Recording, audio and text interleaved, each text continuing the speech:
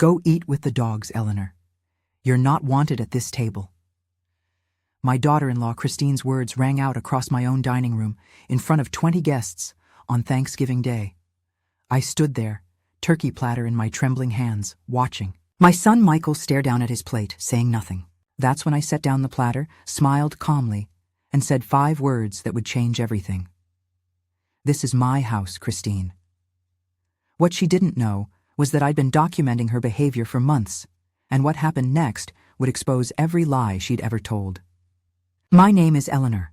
I'm 64 years old, and this is the story of how my daughter-in-law tried to humiliate me in my own home on Thanksgiving, until I served her a plate of consequences she'll never forget.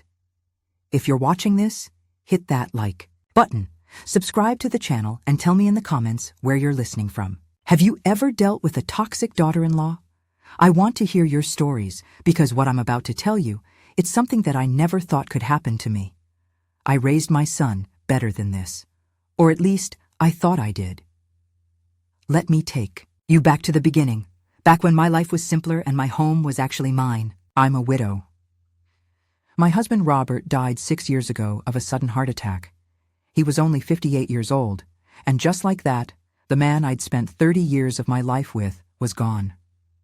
Michael was 32 when his father died, already established in his career as an architect, living in his own apartment downtown. But losing Robert brought us closer together. It was just Michael and me against the world, the way it had been when Michael was a teenager and Robert first got sick. I worked as a high school English teacher for 35 years. I retired 3 years ago with a decent pension and the satisfaction of knowing I'd touched thousands of young lives. But my greatest accomplishment, my proudest achievement, was my son Michael. I raised him in this house, a beautiful Victorian that Robert and I bought when Michael was just 2 years old. We poured our hearts into this place. Robert restored the original hardwood floors himself. I planted the garden that blooms every spring with roses and lilacs. Every room holds a memory. Michael's height marks still on the kitchen doorframe. The window seat where I used to read to him on rainy afternoons. The dining room where we celebrated. Every holiday, every milestone, every moment that mattered. This house is paid off, completely mine, worth about $800,000 in today's market. It's my security, my retirement, my legacy for Michael, or at least that's what I thought it was. Michael was a good son. I need you to understand that. Before Christine, he was loving, respectful, thoughtful. He called me every Sunday just to chat. He came over for dinner at least twice a month. He fixed things around the house without being asked. He remembered my birthday, brought me flowers on Mother's Day, took me to the theater because he knew I loved live performances. When his father died, Michael held me while I cried. He helped me sort through Robert's things. He told me, "Mom, I'm always going to be here for you. Always." I believed him. Why wouldn't I? He was my son, my only child, the boy I'd sacrificed everything for. After Robert died, it was just the two of us for 4 years. Good years, despite the grief. We had our routines, Sunday dinners at my house where I'd cook his favorite pot roast. Holiday traditions we maintained because letting them go felt like losing Robert all over again. Michael had dated a few women over the years. No one serious, no one who lasted more than a few months. He was focused on his career, working his way up at a prestigious architecture firm downtown. I was proud of him. Independent, successful, kind. Everything a mother could want in a son. I sometimes worried he'd never settle down, never give me grandchildren, but I told myself he'd find the right person eventually. I just never imagined that when he did, she'd be the worst thing that ever happened to our family. 3 years ago, Michael met Christine at an architecture conference in Chicago.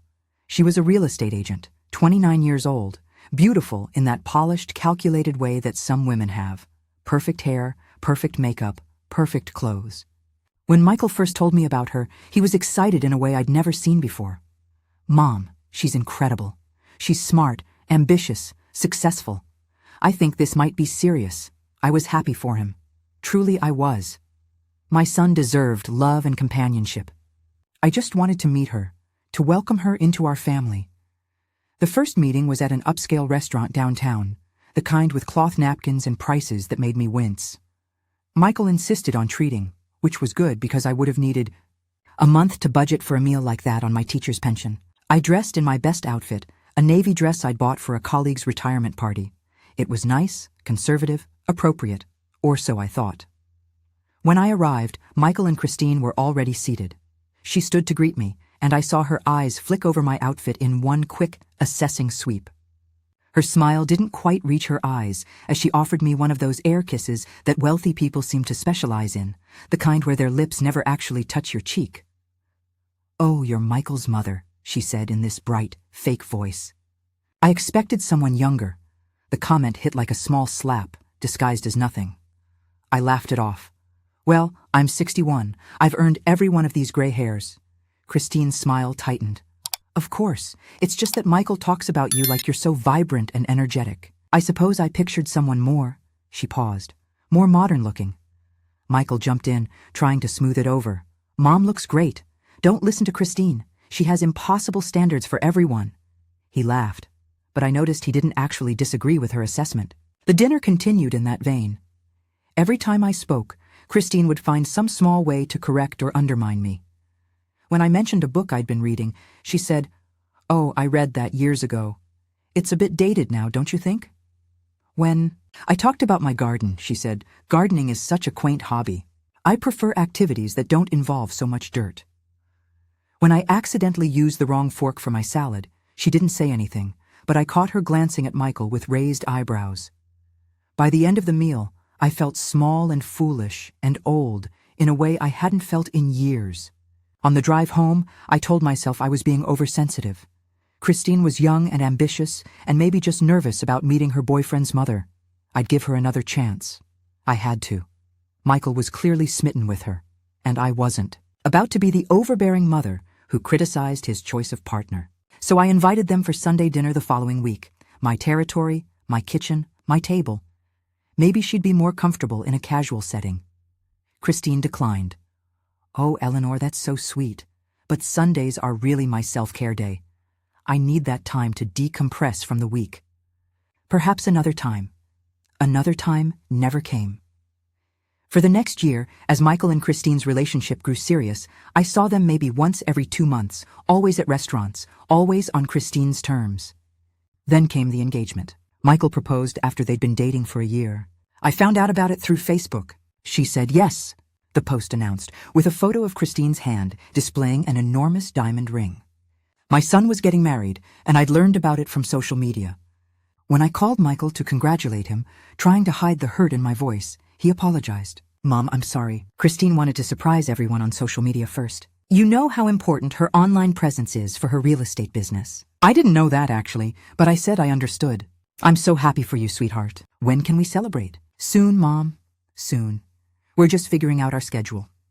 The wedding planning began, and I offered to help. I'd been dreaming about my son's wedding for years. I had ideas, suggestions, a lifetime of love I wanted to pour into making his day special. Christine shut me down immediately. "We're hiring a professional wedding planner, Eleanor. We want this done right." The implication was clear. I couldn't be trusted to do it right. I offered to contribute financially. I had $30,000 saved, money I'd been setting aside from my pension specifically for this moment. Christine waved it off. "We're fine, Eleanor. Michael's salary and my commission checks have us more than covered. We don't need help." But it wasn't about need. It was about being included, about being part of my son's most important day. She didn't see it that way. Or more likely, she did see it and simply didn't care. I wasn't included in the dress shopping, wasn't consulted about the venue, wasn't asked for input on flowers or music or food. Instead, 2 months before the wedding, I received an email from Christine with the subject line, "Wedding Guidelines for Eleanor." Inside was a list of instructions. The color palette was blush and gold. I was instructed to wear something in those tones, nothing bright or attention-grabbing, nothing that would clash with the bridesmaid dresses. There was a specific list of approved styles. Knee-length or longer, no excessive jewelry. Hair should be simply styled, nothing too elaborate. It read less like guidelines and more like rules for an unruly child who couldn't be trusted to dress herself appropriately. The wedding itself was beautiful. I'll give Christine that. It was held at a country club I'd never heard of, with 200 guests I mostly didn't know. I wore a blush-colored dress I'd found at a department store, something that fit Christine's guidelines but made me feel washed out and invisible. When I arrived, an usher directed me to my seat. 3rd row, not the front row where the mother of the groom should sit. 3rd row behind Christine's extended family and her closest friends. I sat there in my pale dress, clutching my small purse, feeling like a stranger at my own son's wedding. When Michael walked down the aisle, I wanted to catch his eye, to share that moment with him. But he was looking straight ahead at Christine, who stood at the altar looking absolutely stunning in a dress that probably cost more than my car.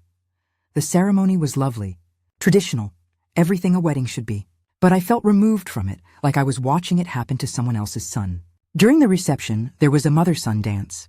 I'd been looking forward to this moment for months, had even picked out a song I hoped Michael would choose, the same song Robert and I had danced to at our wedding. But when the DJ announced the mother-son dance, the song that played was something I'd never heard before, something Christine had probably chosen. Michael walked over to escort me to the dance floor, and I stood, my heart full despite everything. We'd barely swayed for 2 minutes when Christine appeared beside us, tapping Michael's shoulder. "Honey, I feel so left out. Can I cut in?" She laughed like it was a joke, but Michael immediately turned to her. "Of course, baby." He kissed my cheek quickly. "Sorry, Mom, we'll dance more later." Later never came. I sat back down and watched my son dance with his new wife while the song I'd waited years to dance to played on without me. When it was time for toasts, I stood up with my champagne glass, ready to share the speech I'd carefully written about the beautiful boy Michael had been and the wonderful man he'd become. But Christine's maid of honor, a woman named Brittany, suddenly grabbed the microphone. Before we hear from the boring old parent speeches, she announced with a laugh, "I have a hilarious story about Christine and Michael." The room laughed. The DJ moved on. My moment was gone, dismissed as boring before I'd even had a chance to speak. I sat back down, my carefully written speech folded in my trembling hands, my words unheard. Michael didn't notice. Or if he did, he didn't say anything. He was too busy laughing at whatever Brittany was saying, too busy being the perfect groom to his perfect bride. After the wedding, Michael and Christine moved into a luxury apartment downtown. It was expensive, nearly $3,000 a month, but they assured me they could afford it with their combined incomes. I saw them maybe once a month, always briefly, always on their schedule. Sunday dinners became a thing of the past. "Too busy, Mom. Maybe next month." Christmas came and went.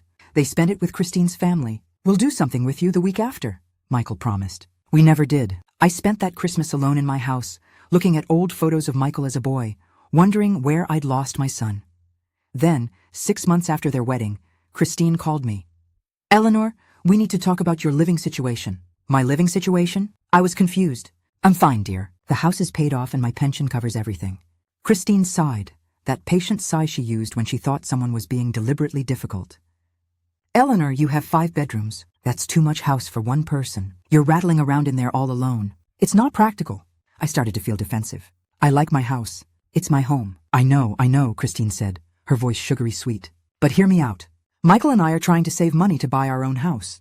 Our rent is killing us. If we lived with you for a while, we could save so much faster. Just 2 years, Eleanor. 2 years, and then we'd have enough for a down payment on our own place." I didn't want them to move in. Every instinct told me this was a bad idea. But Michael got on the phone, his voice warm and familiar in a way I hadn't heard in months. "Mom, it would mean a lot to me. It's my childhood home. I miss it. And we'd get to spend more time together. Don't you want that?" Of course I wanted that. I'd been missing my son desperately. And the house was big. We wouldn't be on top of each other. Maybe it would be good. Maybe Christine would warm up to me if we lived together. Maybe I'd get my son back. "Okay," I said, against my better judgment. 2 years. But we should set some ground rules. Of course, Christine agreed. "We'll work everything out." They moved in a month later. Christine arrived with a moving truck full of furniture, far more than could fit in the guest room I'd prepared. "Where should we put the couch?" the movers asked. Christine pointed to my living room. "Right there. Replace that old one." I stood in the doorway, shocked. "Christine, that's my mother's couch." "That couch is an antique." It was too. A beautiful Victorian settee that had been in my family for 3 generations. Christine wrinkled her nose. "It's threadbare, Eleanor, and it doesn't match our aesthetic." "Our aesthetic? This is my house." Christine's smile was sharp. "Our house, Eleanor. We're living here too. We need to make it feel like home." My mother's settee ended up in the basement, replaced by Christine's modern leather couch that looked completely out of place in my Victorian home. But that was just the beginning. Over the next 3 months, Christine systematically erased me from my own house. She repainted my bedroom, the guest room, the hallway.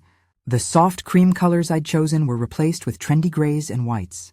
I came home from grocery shopping one day to find painters in my house. "Christine, what's happening?" I asked, my heart pounding. "Just updating the colors, Eleanor. This house was so dated. Now it looks modern. You'll love it." I didn't love it. I hated it. But what could I say? They were living here now. Didn't they have some say in how it looked? Except it wasn't some say. It was all the say. Every decision was Christine's, and every decision erased a little more of the home Robert and I had built. My family photos came down next. I had them everywhere, on the mantel, on the walls, covering the piano. Pictures of Robert and me on our wedding day. Pictures of Michael growing up. Pictures of my parents, my grandparents, generations of family history. One day I came home and they were gone, replaced by Christine's minimalist art prints and trendy decor from Home Goods. "Where are my photos?" I asked, trying to keep my voice calm. "Oh, I packed them up for you," Christine said breezily. They were making the place look so cluttered. "I put them in boxes in the garage. You can go through them whenever you want." My wedding photos, my memories, my family history, packed away in boxes in the garage like junk to be sorted through later. The kitchen was next. I'd cooked in that kitchen for 40 years. I knew where everything was, had my routines, my systems. Christine decided it needed to be reorganized.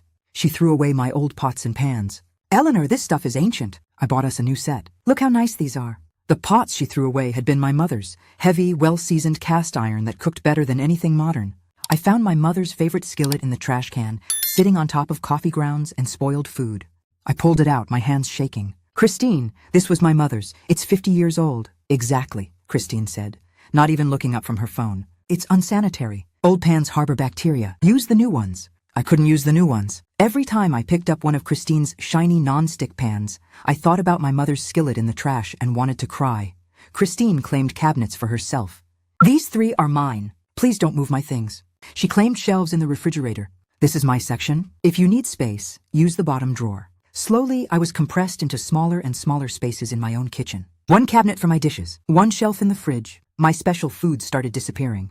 The imported tea I liked, the particular brand of yogurt I always bought. "Oh, I thought that was old," Christine would say when I asked. I threw it out. Sorry, it was never old. She was just claiming territory, making it clear that this was her kitchen now, not mine. Then came the dinner parties. Christine started hosting elaborate gatherings, inviting her friends and family, using my china and my crystal without asking. I'd come home to find my dining room full of strangers, my good dishes on the table, Christine playing hostess like she owned the place. "Oh, Eleanor, you're home," she'd say, as if I were the guest arriving unexpectedly. "We're just having a few people over. Why don't you go relax in your room? We've got this. Go relax in my room, in my own house," while someone else entertained in my dining room with my belongings. And Michael would just smile and pour wine for the guests, completely oblivious to how wrong this all was. During one of these parties, one of my good plates broke. It was part of the china set Robert and I had received as a wedding gift, a complete service for 12 that I'd carefully maintained for over 30 years. I heard the crash from upstairs where I'd retreated, heard Christine's laugh. "Oops, don't worry about it, Eleanor. It's just a plate. Just a plate. It was my wedding china. Each piece was precious to me, irreplaceable." When I came downstairs, I saw the broken shards in the trash can, and no one seemed to care. Christine's friend was already talking about something else. Michael was refilling drinks. The party went on. I went back upstairs and cried. But the worst part, the part that made all of this unbearable, was that Michael said nothing. He saw what Christine was doing. He had to see it. The house transformation, the dismissals, the disrespect. But he never spoke up. He never said, "Christine, this is Mom's house. We should ask before making changes." He never said, "Christine, you need to treat my mother with more respect." He just let it happen. And every time I tried to talk to him about it, he'd sigh and say, "Mom, please don't make this difficult. We're all adjusting to living together. Can you just try to be more flexible?" More flexible. I was already bending so far backward I thought I'd break. But I bent further, because the alternative was losing my son completely, and I couldn't bear that. So I said nothing when Christine rearranged my furniture. I said nothing when she threw away more of my belongings. I said nothing when she treated me like an inconvenient roommate rather than the owner of the house she was living in rent-free. Oh yes, rent-free. Because despite their promises to pay $200 a month, I never saw a single payment. The first month, Christine said they'd had unexpected moving expenses. Next month for sure. The second month, Michael's car needed repairs. "We'll catch up next month, Mom." The third month, Christine had to travel for work. Things are tight right now. By the 6th month, we'd all just stopped pretending they were ever going to pay me. What I didn't know, what I couldn't have imagined, was that Christine wasn't just taking over my house. She was trying to steal it. I discovered this completely by accident, thanks to my friend Betty. Betty had been my colleague for 20 years before we both retired. She'd been a math teacher, practical and sharp-eyed, and she noticed things other people missed. She came over for tea one afternoon, about 8 months after Christine and Michael had moved in. We were sitting in my kitchen, my one remaining sanctuary, when Betty noticed a stack of mail on the counter. "Eleanor," she said, picking up an envelope. "Why is the electric bill in Christine's name?" I looked at the envelope, confused. "What? That must be a mistake." Betty's expression grew serious. She started going through the other mail. The gas bill, Christine's name. Water bill, Christine's name. Internet, Christine's name. "Eleanor, when did you change these accounts?" "I didn't," I said, my heart starting to race. "I never authorized this." Betty, who had worked as an accountant before becoming a teacher, understood immediately what this meant. "This is identity fraud. She's putting utilities in her name to establish residency and financial responsibility for the property.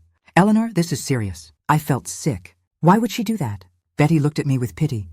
To build a case that she lives here, contributes here, has a legal stake here. If she can prove she's been maintaining the household, she could potentially claim tenant rights or even challenge your ownership. That's ridiculous. "This is my house. My name is on the deed." "For now," Betty said. "But elder law is complicated. If she can establish that you're incapable of managing the property, that she's been the one handling everything, she could petition for guardianship or power of attorney." "Eleanor, you need a lawyer." I didn't want to believe it. Surely Christine wouldn't go that far. Surely Michael wouldn't let her. But Betty insisted we dig deeper. We went through all my mail from the past few months, and that's when I discovered something even more disturbing. I was missing mail. Important mail. My property tax notice, which I always received in September, never came. My annual investment statements from my retirement account, also missing. Betty suggested we call the post office. After being transferred 3 times, we finally got someone who could check my account. "Ma'am, it looks like there's a forwarding order on your address. Mail is being redirected to a P.O. box. I never authorized a forwarding order." The woman on the phone sounded sympathetic but firm. Someone did. It was filed 3 months ago with a signature authorization. The P.O. box number she gave me meant nothing to me. Betty made me write it down. "We need to find out who owns this box." That night, I barely slept. I waited until Christine and Michael left the next morning, both going to work, and then I went through the house like a detective. I felt guilty sneaking through their room, but I needed to know the truth. In Christine's nightstand, I found a small key with the P.O. box number printed on it. In her desk drawer, I found a file folder labeled House Project. Inside were printouts of articles about adverse possession laws, elder care guardianship procedures, and property rights. There were notes in Christine's handwriting, a timeline stretching over 2 years. Month 6, establish utility presence. Month 12, redirect financial documents. Month 18, document any signs of incompetence or inability to maintain property. Month 24, consult attorney about ownership challenge. I stood there holding this folder, my hands shaking so badly the papers rattled. This was a plan. A detailed, methodical plan to steal my house. I took photos of everything with my phone. Every page, every note, every article. Then I put everything back exactly as I'd found it. I called Betty, my voice breaking. "You were right. She's trying to take my house." Betty came over immediately. She also brought her husband Harold, who was a real estate attorney. Harold looked through all the evidence I'd gathered, his expression growing grimmer with each page. "Eleanor, this is attempted fraud. This woman has been systematically working to undermine your ownership claim. But the good news is, you caught it relatively early and you have documentation. We need to act fast." We called my own attorney, Patricia, a woman I'd known from church who specialized in family law. She came to my house that same day. After reviewing everything, she was blunt. "Eleanor, Christine is building a case to claim your house. The utility bills, the mail redirection, she's creating a paper trail that makes it look like she's the one maintaining this property. Combined with the living arrangement and the fact that you're over 60, she could potentially argue you need assistance managing your affairs. Over 60 doesn't make me incompetent. Of course not. But in the eyes of the law, it's a vulnerability that can be exploited by unscrupulous people." Patricia outlined my options. "We can file for eviction immediately. They're month-to-month tenants with no formal lease. Or we can gather more evidence first. Make sure we have an airtight case." I thought about it. If I moved too quickly, Christine might destroy evidence. If I waited too long, she might succeed in her scheme. I decided to wait, but not long, just until I had everything documented. Patricia prepared eviction notices, 30-day warnings that would force them to leave. But she held on to them, waiting for my signal. In the meantime, I started documenting everything. I took photos of every change Christine made to my house. I saved every text message where she made demands or dismissed my concerns. I recorded conversations, carefully and legally, in which Christine talked about the house as if it were hers. I'm in a one-party consent state, which meant I could record conversations I was part of without telling the other person. The recordings were particularly damning. One day, Christine was on the phone with a friend, talking loudly in the living room while I was in the kitchen. She thought I couldn't hear her, or maybe she didn't care. "The old bat won't live forever," she said, laughing. "This house is worth at least $800,000. We just need to wait her out. In the meantime, we're establishing residency. Michael's name is already on some of the accounts. By the time she dies or gets too old to manage things, we'll have a solid claim." My hands shook as I held my phone, recording every word. This was my son's wife, talking about waiting for me to die so she could take my house.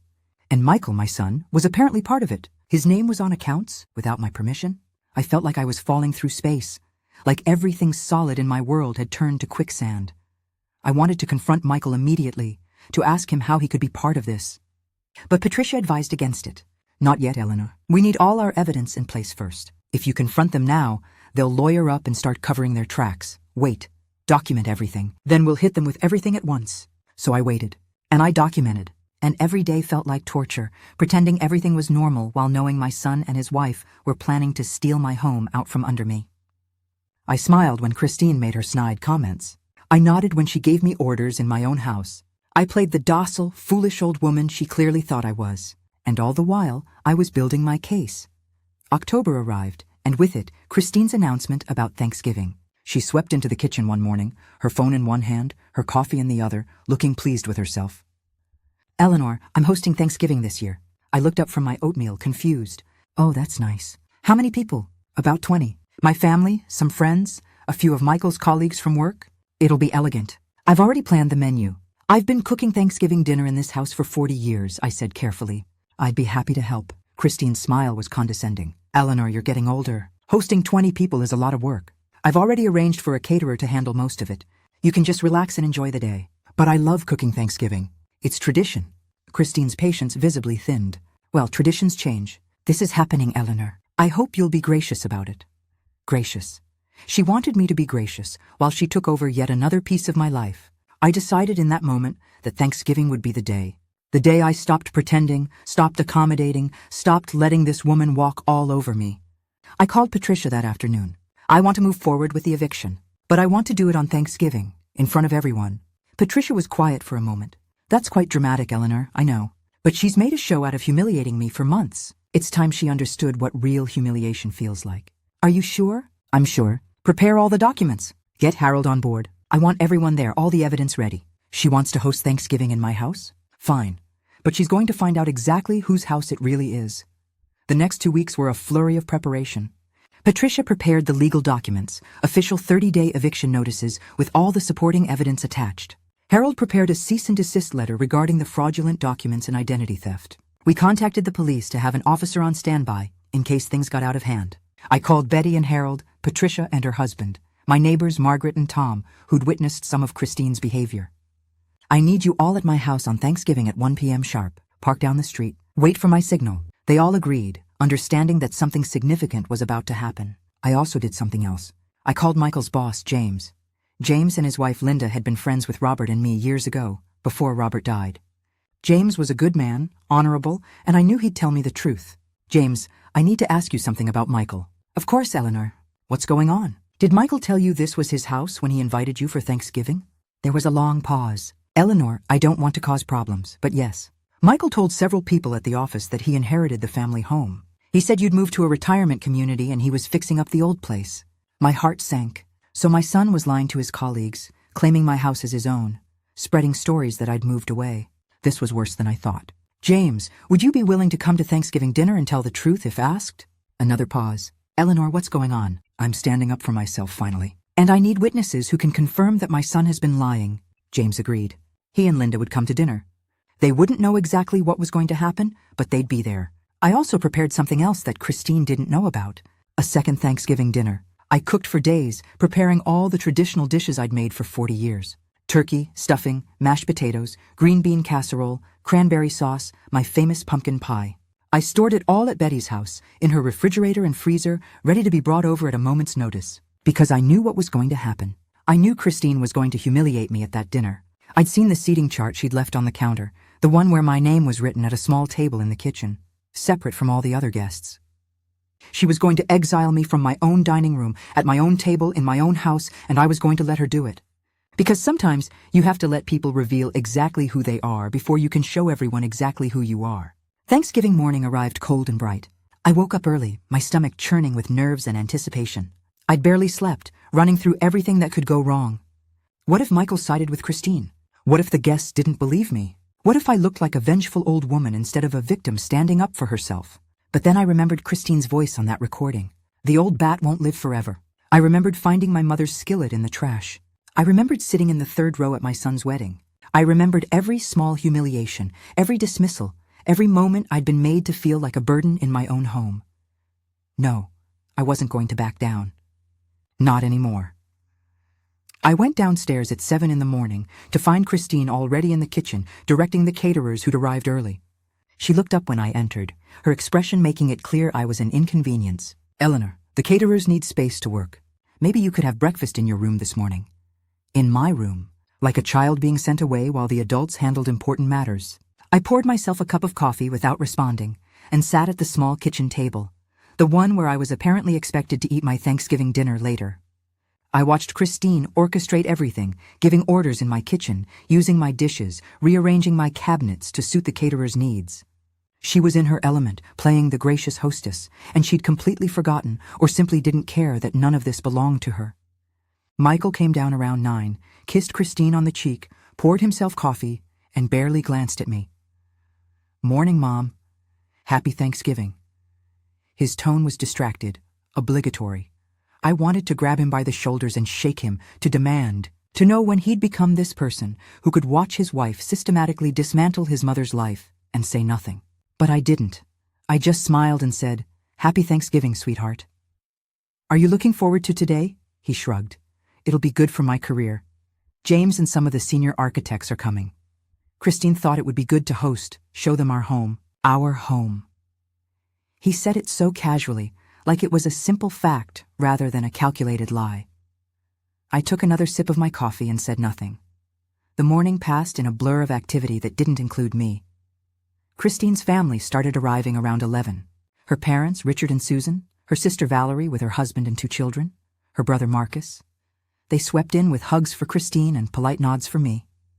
Susan actually patted my hand and said, "How generous of you to let them host here, Eleanor." As if Christine was doing me a favor. As if this wasn't my house, my holiday, my life they were casually trampling. I smiled and excused myself upstairs, where I changed into the outfit I'd carefully chosen. A deep burgundy dress, elegant and dignified, with my mother's pearl necklace and earrings. I looked in the mirror and saw a woman who'd been beaten down for months but was about to stand back up. I looked like someone who knew exactly what she was doing. By noon, more guests had arrived. Christine's friends, people I'd never met, who greeted Christine like she was the lady of the manor. Then Michael's colleagues started showing up. I recognized James and his wife Linda immediately. James saw me, and his expression shifted to something like concern. He knew. He'd seen something in my phone call that told him today wasn't going to be an ordinary Thanksgiving. I gave him a small smile and a slight nod. "Wait," that smile said. "Just wait." The living room and dining room filled with people, everyone holding drinks, chatting, laughing. Christine moved through the crowd like a queen, accepting compliments on the house, on the decorations, on her hostess skills. Every compliment was a knife in my heart because it was all built on my foundation, in my home, with my belongings, and she was taking credit for everything. At 12:30, I saw Betty's car pull up down the street, then Patricia's, then Harold's. They were parking out of sight, waiting. My backup was here, my witnesses, my proof. I felt my heartbeat speed up, but kept my face calm. Christine announced at 12:45 that dinner would be served at 1. Everyone should start making their way to the dining room. I watched as 20 people filed into my dining room, admiring the table I'd set hundreds of times over the years. Christine had used my grandmother's tablecloth, my wedding china, my crystal glasses. Everything precious to me was on display for her moment of glory. The table looked beautiful, I had to admit, with fall flowers and elegant place cards at each setting. I looked for my name and found it, as expected, on a card at the small table in the kitchen, visible from the dining room but distinctly separate. The guests found their seats. Christine had orchestrated everything perfectly. Michael at the head of the table, Christine to his right, James and Linda near them for business networking, Christine's parents in places of honor, everyone arranged to maximize Christine's social advantage. I stood in the doorway, holding the turkey platter, the one thing I'd insisted on doing myself despite the caterers. It was my turkey, cooked in my oven, using my mother's recipe. I'd been cooking this turkey for 40 years. Michael looked up and saw me standing there. For just a second, I saw something flicker in his eyes. Discomfort, maybe guilt. But then Christine spoke, and whatever he'd been feeling vanished. "Eleanor, your seat is in the kitchen, remember?" Her voice was light, almost playful, but I heard the steel underneath. I didn't move. I just stood there with my turkey, looking at my son, silently begging him to say something, to stand up for me, to finally be the man I'd raised him to be. He looked down at his plate. The room had gone quiet, everyone sensing the tension, but not understanding it. "I thought I'd sit with everyone," I said quietly. "It's Thanksgiving." Christine's smile tightened. "The table is full, Eleanor. We discussed this." I looked around at 20 people who were sitting at a table that could easily accommodate 24. I'd seated 24 people at this table dozens of times over the years. "The table isn't full, Christine. There's room." Christine stood up, her chair scraping against my hardwood floor. Her composure was cracking. "Eleanor, stop making this difficult. You're not wanted at this table." The words hung in the air. Several guests shifted uncomfortably. James started to stand up, his expression shocked. But Christine wasn't done. Her frustration with my resistance, with my refusal to disappear quietly, boiled over. She stepped toward me, her voice rising. "You're barely managing this house alone anyway. Maybe you should go eat in the kitchen. Better yet, go eat with the dogs outside, since you can't follow simple instructions." The room went completely silent. I heard someone gasp. Out of the corner of my eye, I saw Linda's hand fly to her mouth. Christine's own mother looked horrified, but Christine was too far gone to stop, too angry at my defiance to care what anyone thought. "This is my house now," she hissed. "Michael and I are building a life here. We don't need you undermining everything with your pathetic attempts to stay relevant." I stood there for one long moment, feeling every eye in the room on me. This was it. This was the moment I'd been waiting for, the moment when Christine revealed exactly who she was in front of everyone who mattered. I set down the turkey platter carefully on the sideboard. My hands were steady. My voice was calm. "This is my house, Christine. Not yours. Never yours." Christine scoffed, a harsh sound. "For now, maybe. But we both know that's temporary." I smiled, and I watched her confidence falter. "No, Christine. Not for now. Forever. Because you're leaving. Today." The room erupted in confused murmurs. "What?" Christine's laugh was sharp, panicked. "You can't make us leave. We have rights. Michael, tell her." But Michael was staring at me, finally seeing something in my expression that made him go pale. I walked to my front door and opened it. Betty came in first, carrying a laptop and a folder. Then Patricia, my lawyer, professional in her dark suit. Then Harold, distinguished and serious. Then Margaret and Tom, my neighbors who'd witnessed months of Christine's behavior. They filed into my dining room like an army, and I'd never been more grateful for loyal friends in my life. "Good afternoon, everyone," Patricia said, her voice clear and authoritative. "I apologize for interrupting your holiday. I'm Patricia Reynolds, Mrs. Eleanor's attorney." Christine's face had gone from red to white. "What is this?" "Eleanor, what are you doing?" "I'm standing up for myself," I said. "Something I should have done months ago."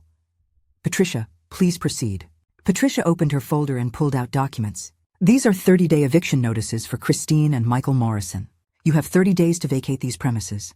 Christine's voice was shrill. "You can't do this. We've been paying rent. We have a lease." "You haven't paid a single month's rent in 10 months, I said quietly. "And there is no lease. Just a fraudulent document you created to try to steal my house." "That's a lie," Christine shouted, but her eyes were darting around, looking for escape. Harold stepped forward. "I'm Harold Chen, Mrs. Eleanor's real estate attorney. That rental agreement you had Mrs. Eleanor sign contains fraudulent clauses designed to establish false ownership claims. We have evidence of your systematic attempt to steal this property through identity fraud and manipulation." Betty opened her laptop and projected it onto my dining room wall. I'd prepared for this moment, had made sure we had the technology ready. The first image that appeared was a screenshot of one of Christine's text messages. "Once we establish residency, the house is practically ours." The next image was Christine's timeline, the one I'd found in her drawer, with her handwritten notes about taking the house. Gasps filled the room. Christine's mother stood up, her face stricken. "Christine, what is this?" More images appeared. The utility bills Christine had changed to her name without my permission. The mail redirection authorization with Christine's forged signature. Search history from the shared computer, showing Christine's research into adverse possession and elder guardianship laws. With each image, Christine grew more desperate. Then Betty played the recording. Christine's voice filled my dining room, crystal clear. "The old bat won't live forever. This house is worth at least $800,000. We just need to wait her out." There was more. Christine discussing her plans with friends, laughing about how easy it was to manipulate the elderly, how I was too trusting to see what was happening. The room was dead silent, except for Christine's voice on the recording, casual and cruel, laying out her scheme in her own words. When it finished, Christine was trembling. "That's illegal! You can't record me without permission." "One-party consent state," Patricia said calmly. Mrs. Eleanor was part of those conversations. "The recordings are completely legal and admissible in court." I turned to James, Michael's boss.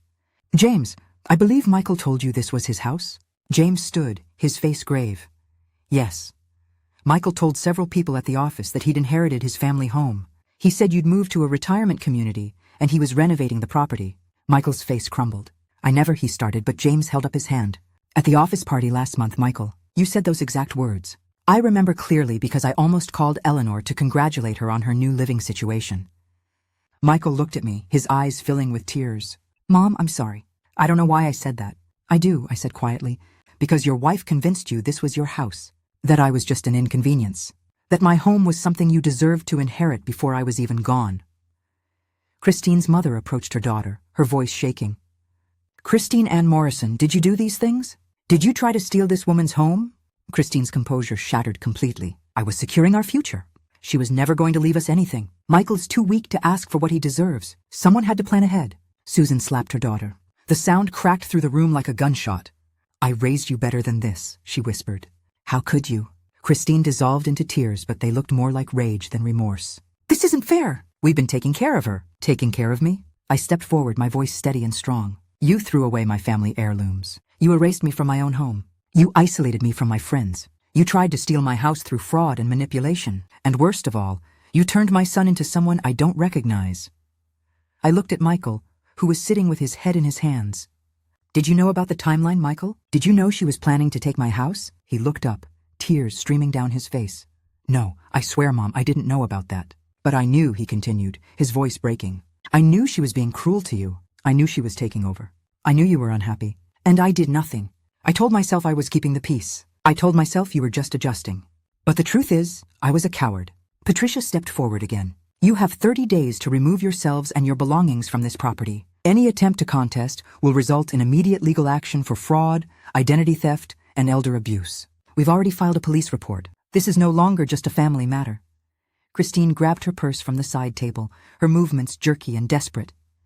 "I'm not staying here to be humiliated. Michael, we're leaving. Right now." She looked at Michael expectantly, waiting for him to stand up, to choose her, to leave with her the way he always had before. But Michael didn't move. He sat there, his face in his hands, his shoulders shaking. "Michael," Christine's voice went shrill. "Get up, we're leaving." Michael looked up at her, and I saw something in his expression I'd never seen before. Clarity. Painful, awful clarity. "No," he said quietly. "I think I need to stay here and talk to my mother." Christine's face twisted with rage and disbelief. "You're choosing her over me? After everything I've done for us? After all my planning?" Michael stood up slowly. "After all your planning to steal her house, you mean? After lying to me about what you were doing? After making me complicit in abusing my own mother? Christine, I think you need to leave." Her mouth opened and closed, but no sound came out. Finally, she turned to her family.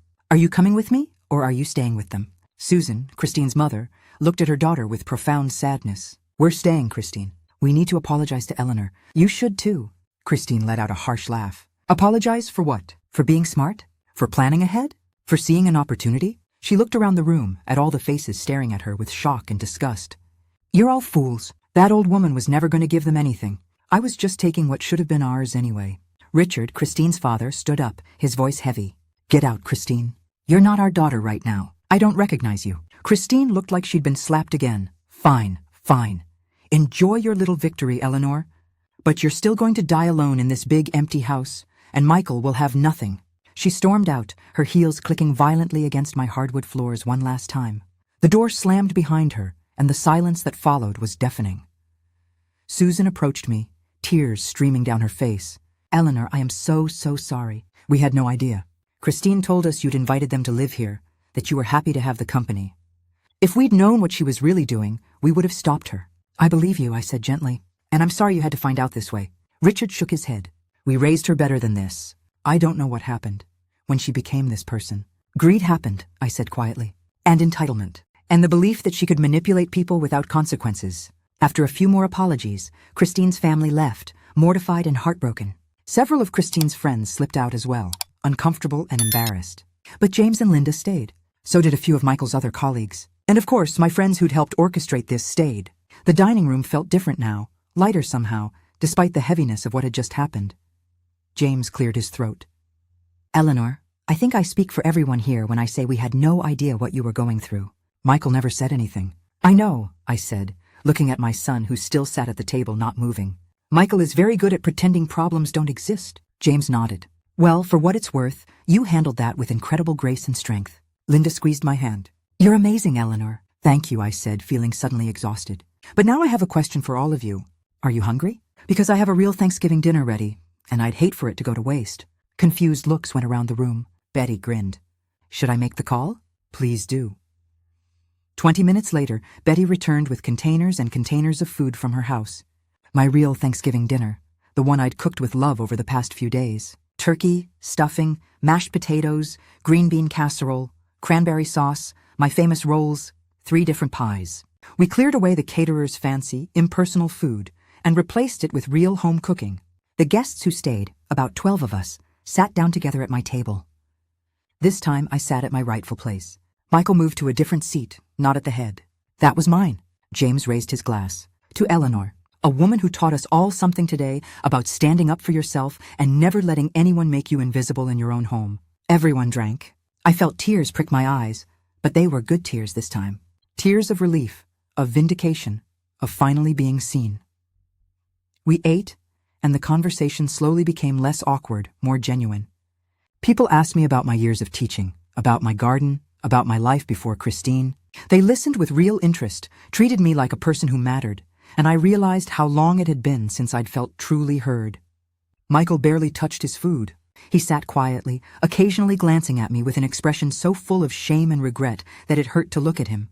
After the meal, after most of the guests had left with thanks and hugs and promises to stay in touch, it was just Michael and me and Betty who was helping clean up in the kitchen. Michael finally spoke. "Mom, can we talk?" I looked at him for a long moment. "Yes," I said, "we can talk." We sat in the living room, the room that had been mine, then Christine's, and was finally mine again. Michael's hands were shaking. "I don't know how to begin. I don't even know if you can forgive me." "I don't know either," I said honestly. "Michael, you watched your wife dismantle my life piece by piece for almost a year. You said nothing. You did nothing. You told me to be more flexible when I tried to talk to you about it." "I know." His voice cracked. "I know, and I have no excuse. I thought I was keeping the peace. I thought if I just went along with Christine, if I didn't make waves, everything would work itself out. But the truth is, I was weak. I was a coward. I chose comfort over doing what was right. You chose your wife over your mother? That's what you did." He was crying now, deep, wrenching sobs. "And I was wrong. I was so wrong, Mom. I became someone I hate, someone Dad would be ashamed of." The mention of Robert, of the man who would have never let any of this happen, broke something in me. "Your father would be heartbroken," I said, my own voice shaking. "He would look at you and not recognize you. But Michael, the man who sat silent while his wife tried to steal my house, that's not the boy I raised. So my question is, who are you? Are you the man Christine turned you into? Or are you ready to be the man your father and I raised you to be?" Michael looked up at me, his face ravaged. "I want to be better. I need to be better. But I don't know if I can fix this. I don't know if you'll ever trust me again." "I don't know if I will," I admitted. "Trust is earned, and you've broken mine completely. But Michael, you're my son. You're my only child. I don't want to lose you forever. So here's what's going to happen." I laid out my terms. "You and Christine are getting divorced. That's non-negotiable. If you stay with her after this, we're done. Second, you're moving out. You can stay tonight, but you need to find your own apartment this week. Third, you're going to therapy. You need to understand how you got here, how you let someone manipulate you into becoming complicit in elder abuse. Fourth, we're rebuilding our relationship slowly. Weekly dinners here, just us. No rushing, no pretending everything's fine. We're starting over. Michael nodded vigorously at each point. Yes, all of it, yes. I'm filing for divorce immediately. I already know I can't stay with her after what I learned today. And Mom, I'll do whatever it takes to earn back even a fraction of your trust. It's going to take time, I warned him. Years, maybe. I'm not going to pretend this didn't happen. I'm not going to rug sweep this to make you comfortable. I understand, he said. I deserve that. I deserve much worse than that, honestly. We sat in silence for a while, and finally I reached out and took his hand. It felt strange, foreign almost, holding my son's hand after so many months of distance. But it also felt like the tiniest beginning of something. Not forgiveness, not yet, but maybe the possibility of eventual healing. You can stay in your old room tonight, I said. Tomorrow, we start fixing this mess. Michael squeezed my hand. Thank you, Mom. Thank you for not giving up on me completely. I wanted to, I admitted. After I found out what Christine was planning, after I heard that recording, I wanted to cut you off forever. But you're my son, and some part of me still believes the real you is in there somewhere, buried under the person Christine helped you become. We just need to excavate him. Michael gave a small, sad smile. That's very English teacher of you, Mom. Using excavate metaphorically. Old habits, I said. And despite everything, I smiled too. The next few weeks were strange and difficult. Christine tried to fight the eviction, hired a lawyer, threatened to sue for wrongful eviction and emotional distress. But Patricia shut down every attempt. The evidence was overwhelming. The police investigation into identity theft and fraud was moving forward. Christine's real estate license was under review by the state licensing board for ethical violations. Her reputation in town was destroyed. She ended up moving out within 2 weeks, not the full 30 days. She couldn't handle the stares and whispers everywhere she went. Michael filed for divorce that week, and Christine didn't contest it. She wanted out as badly as he did by that point.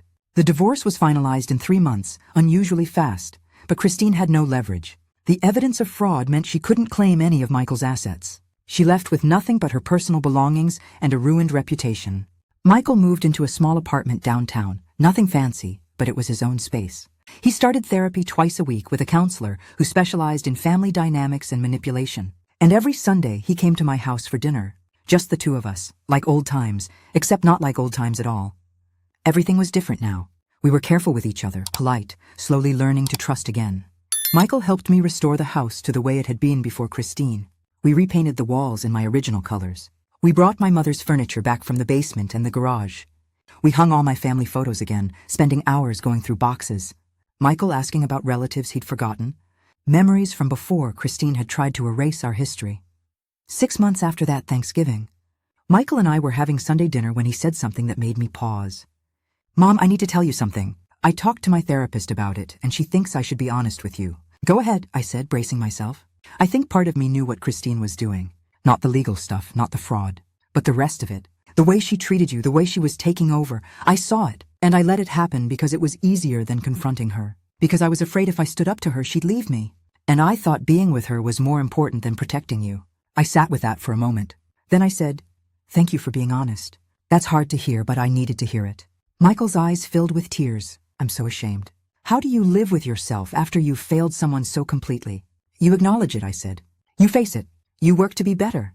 And you understand that the person you hurt gets to decide if and when they forgive you. You don't get to demand forgiveness or rush healing. You just do better and hope that's enough. By the time the next Thanksgiving rolled around, a year after the disaster, things were different. Not perfect, not healed completely, but different. I invited a small group. Michael, Betty, and Harold, Patricia and her husband, James and Linda, my neighbors Margaret and Tom. 12 people who had stood by me, or helped me when I needed it most. People who treated me with respect and love. We cooked together, everyone contributing a dish. Michael carved the turkey, and I saw Robert in his movements.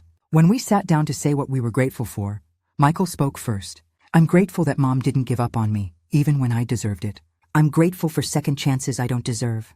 And I'm grateful that I finally learned what it means to stand up for what's right, even when it cost me everything. Betty squeezed my hand. When it was my turn, I said, I'm grateful I found my voice again.